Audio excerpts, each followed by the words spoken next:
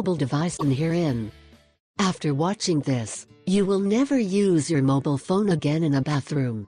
Nowadays we are all slaves of our mobile devices, since we have our whole life tucked in them. We have photos, we have social networks, we have games, we have our agendas, and we have the main method of communication with our family, friends and work. It's not all that our cell contains, but there is a limit we do not know how to control, and it is the extent to which we use it and where we use it. Sometimes we even lose the best things in life by seeing the screen phone. Although in this case we will not talk about what you lose when you use the phone, but what you can provoke depending on where you use it.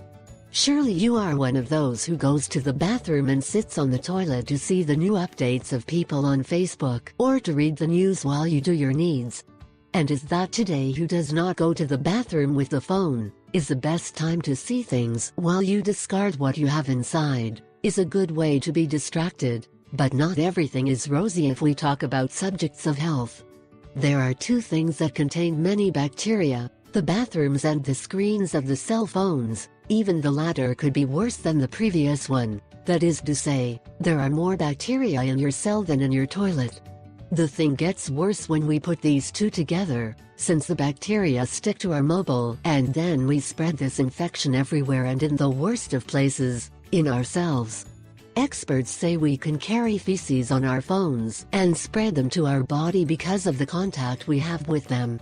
So from now on you should think a little better the place where you use your cell phone. Better leave this alone for the convenience of a piece of furniture and not for